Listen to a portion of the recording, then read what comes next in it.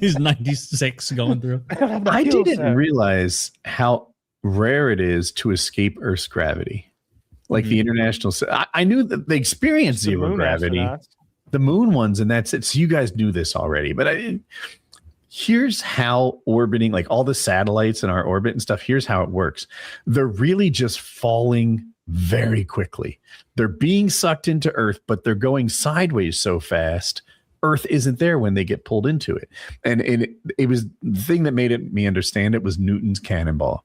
So Newton was like, what if we shot a cannonball so quickly that as it was pulled down to Earth, it kind of made it around Earth's curvature. So we go the right speed, and you can, I guess, theoretically orbit Earth if you're fast enough at 3 feet off the ground. It's just as you're getting pulled, the curvature, forgetting mountains exist, but the curvature of the Earth is making the Earth sort of disappear as you're losing altitude. But you're going so quickly, you just stay at the same constant altitude. That's how satellites orbit the Earth. They're not in zero gravity. They're just falling so quickly.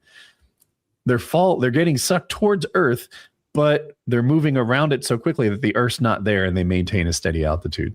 I was like, oh, I get it.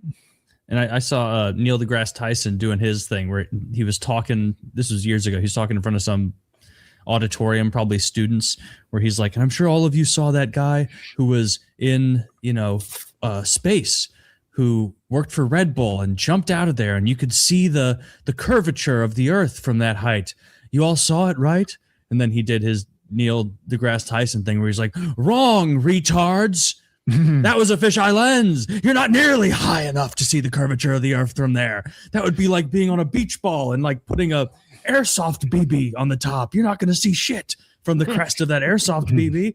Like, you need to be so much higher. I was disappointed when I learned how high you have to be to actually see the curvature, instead of just because the first time you get on a plane as a kid, you're like, oh, it's certainly not just the angle of this glass. I'm probably seeing it. And then you look it up and it's like, no, not even close. You're not even in the vicinity of seeing it, dude. I flew my paramotor to 15,000 feet. And intellectually, I knew that wasn't high enough.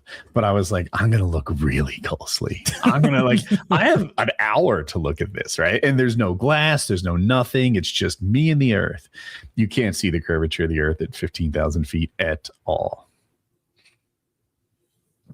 What is the height? I don't know. Hundreds of thousands of feet.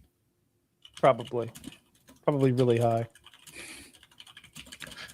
I thought you could too. Like I've been on top of is it Lookout Mountain or something like that? I was on top of some medium sized southeastern mountain, and it seemed like from up there it was yeah, I kind of see there's a little. Talk yourself into it a little bit. I really did. I was look at this. I think I told the girl I was with, check it out. You can see the curvature of the Earth. I think I told her. You talked them into it too?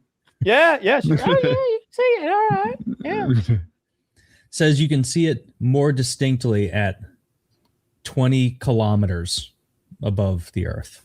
That's real far. Which is pretty... 13 miles, maybe? Yeah, something like that. Who could say? Who could? Well, you divide it by 10 and then multiply it by 6, right? 12.4 miles. I was close. That's close. Yeah. Divided by 10, you get 2 times 6, 12.